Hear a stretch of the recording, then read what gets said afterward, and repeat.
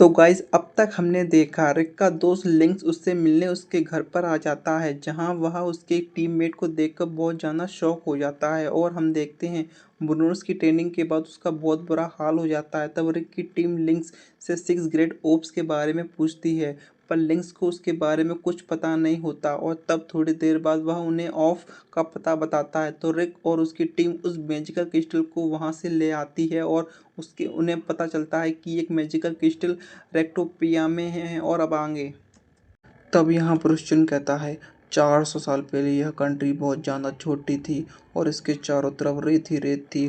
तब fourth king Alexander रेक्टोपिया ने यहाँ पर एक एलिजियम बनाया और तब उसके अंदर टूर्नामेंट होना स्टार्ट हो गए, जिसमें अलेक्जेंडर ने खुद पार्टिसिपेट किया।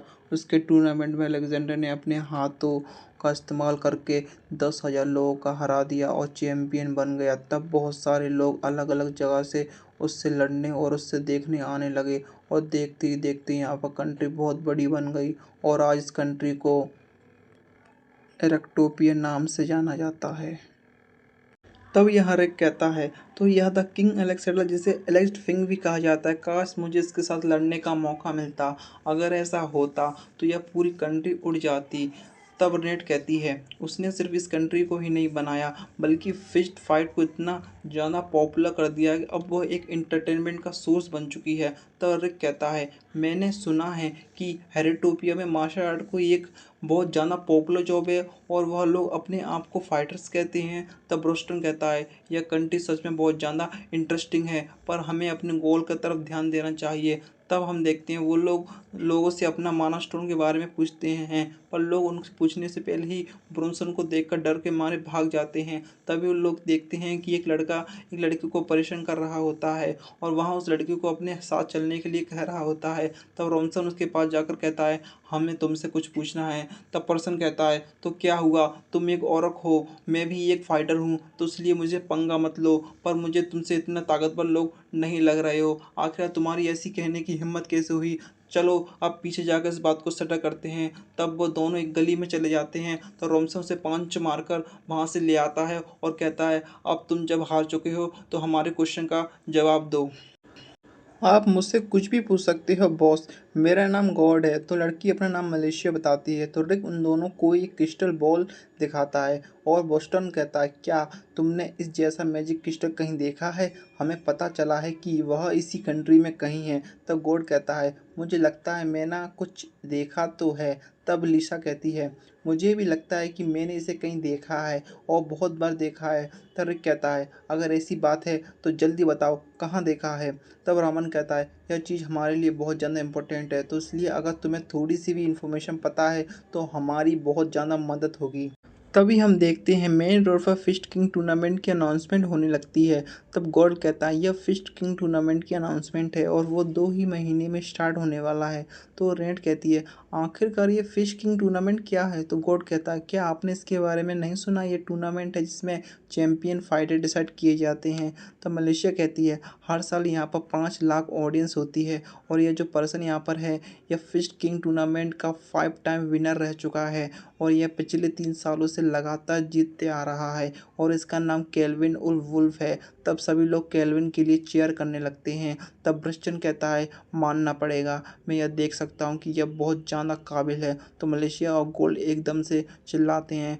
ताकि रिक कहता है, आखिर अब तुम दोनों में क्या ही होगा। तब मलेशिया कहती है, जरा उस चैंपियन की बैट की तरफ देखो, उसके सेंटर के अंदर वही क्रिस्टल जिसे आप ढूंढ रहे हैं। जिसे देखकर रिक हैरान हो जाता है। तो यह केल्विन अपने जिम में चला जाता है। तब वहाँ पर एक ऑनर कहता है, माफ़ करना कि तुम्हें हर बार ऐसा करना पड़ता है। तब केल्विन कहता है, कोई बात नहीं, ये एक फाइटर की जॉब होती है कि लोग टूर्नामेंट को एंजॉय करें। तुमने सही कहा, पर आखिरकार तुम कैसे हो। मैं ठीक ठाक हूँ और अगर इस टाइम कोई स्ट्रॉन्ग आएगा तो मैं ज़्यादा ठीक हो जाऊँगा। रिक और रेनेट वहाँ पर आ जाते हैं। तब उन्हें देखकर केल्विन हैरान हो जाता है। रिक कहता है, क्या हम लोग आपस में कुछ बात कर सकते हैं। तब उन्हें उन दोनों को बाहर जाने के लिए कहता है। तब रिक उन्हें अपनी बात समझाने लगता है और ब्रिस्टन उन्हें रोक देता है और खुद बात करने के लिए आगे बढ़ जाता है। तब रिक कहता है, मिस्टर ब्रोस्टन हमें इन चीज़ों के लिए प्रॉपर प्रोसीजर फॉलो करना चाहिए।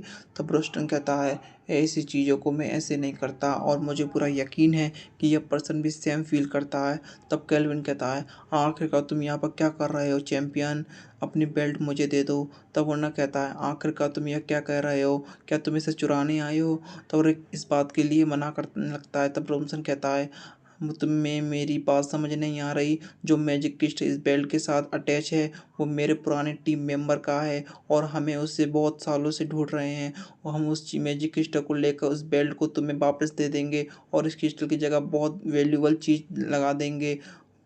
तब ओनर कहता है, आखिरकार ये तुम कैसी बकवास कर रहे हो, ओ इन लोगों को यहाँ से बाहर निकाल दो। तब केल्विन कहता है, शांत रहिए ओनर, इन लोगों ने जो कुछ भी कहा मुझे उस पर विश्वास है क्योंकि मेरी नाक मुझे कभी धोखा नहीं देती।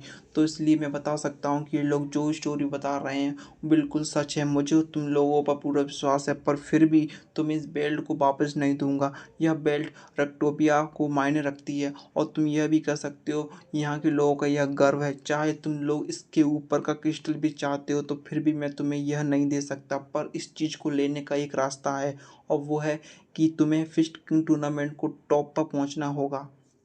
ठीक है, तो हम यहाँ से जा रहे हैं।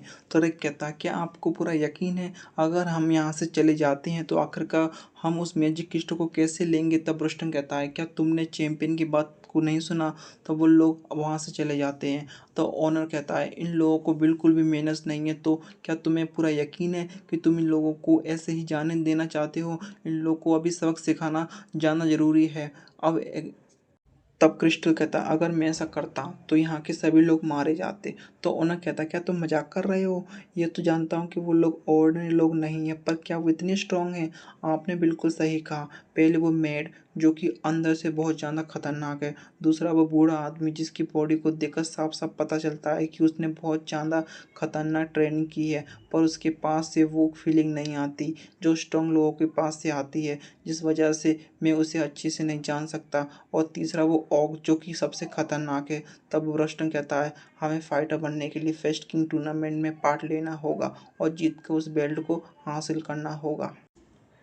तब रेनेट कहती है, टूर्नामेंट में पार्टिसिपेट के लिए हमें क्वार्टर फाइनल पास करना होगा जो कि कंट्री के ईस्ट और वेस्ट पार्ट में होंगे और उसके बाद हमें उन लोगों के साथ लड़ना होगा जिन्होंने क्वार्टर फाइनल को पास कर लिया है।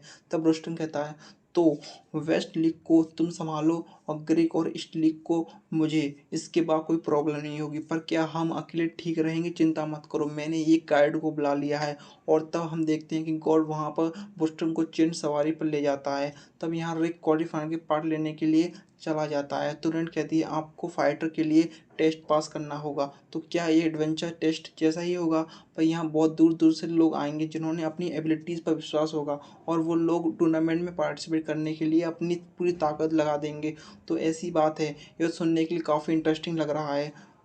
तो यहाँ पर उस टेस्ट का इंस्ट्रक्टर कहता है, रिक ये टेस्ट एक मॉक बैटल है और यहाँ पर तुम रैंडम सिलेक्टेड न्यू कमर के साथ लड़ोगे।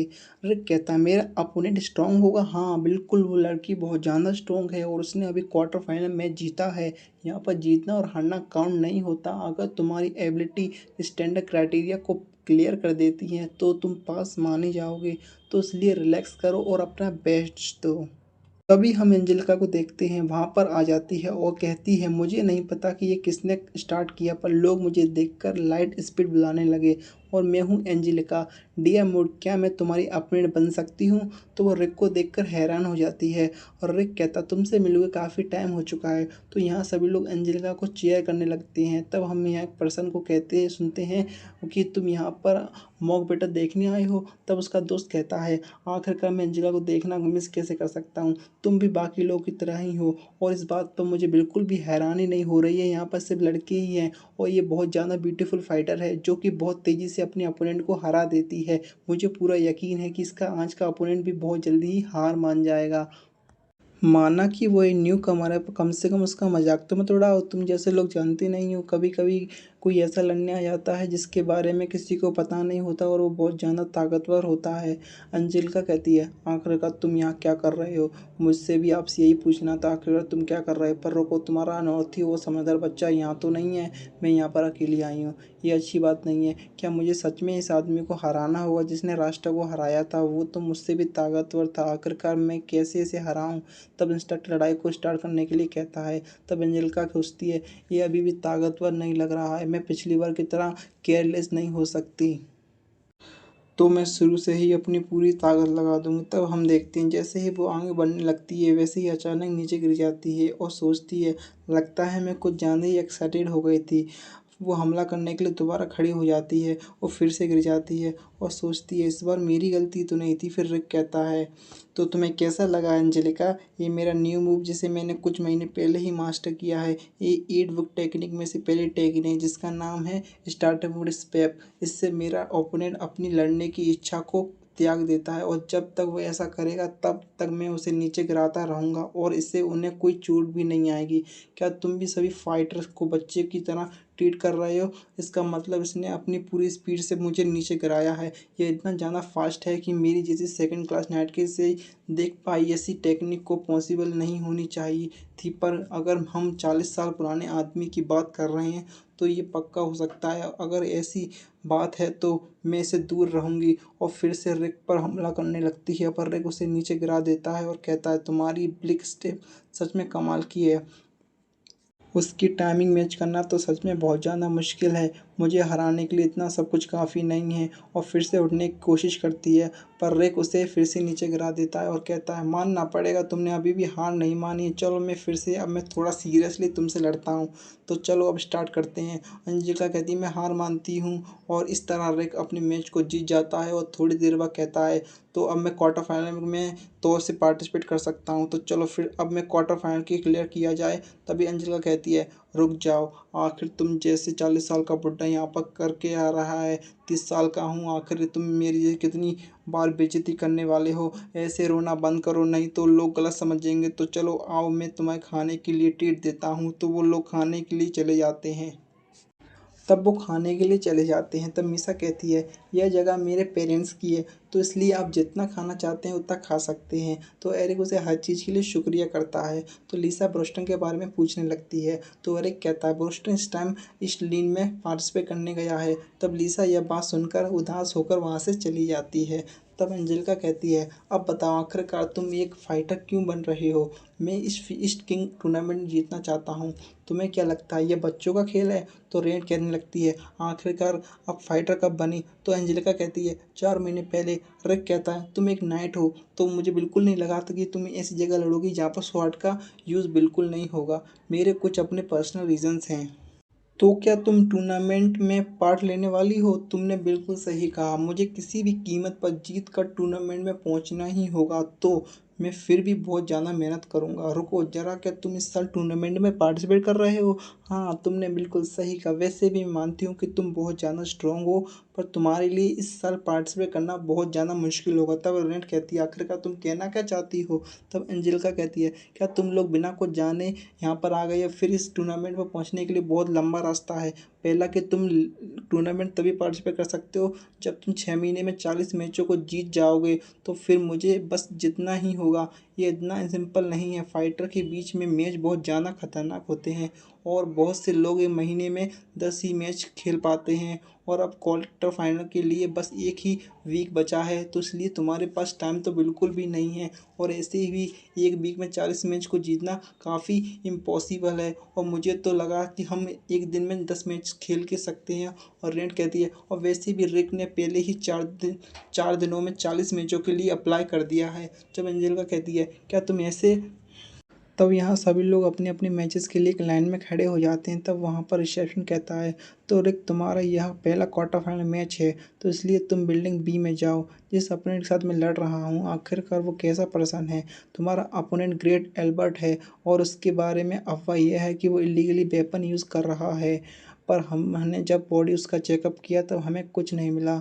तुम इसलिए ज़रा ध्यान रखना। तो यहाँ रिक उसका अपोनेंट सामने-सामने होते हैं, तब रिक सोचता है इसे देखकर ऐसा लग तो नहीं रहा इसके पास कोई वेपन होगा। द ग्रेट एल्बस सोचता है या कोई न्यू लग रहा है जहाँ अभी-अभी फाइटर बना है। अगर इसने ये एग्ज़ाम स्टार्ट किया है तो इसका पक्का कोई इम्पोर्टेंट रीज़न होगा, तो इसका मतलब इसे हराना और ज़्यादा मज़ा आएगा। आज मैं इस फैक्ट स्टोन को यूज़ करने वाला हूँ जो कि मेरा अटैक पावर को बहुत ज़्यादा स्ट्रॉन्ग कर तो रेफरी मैच को स्टार्ट करने के लिए कहता है।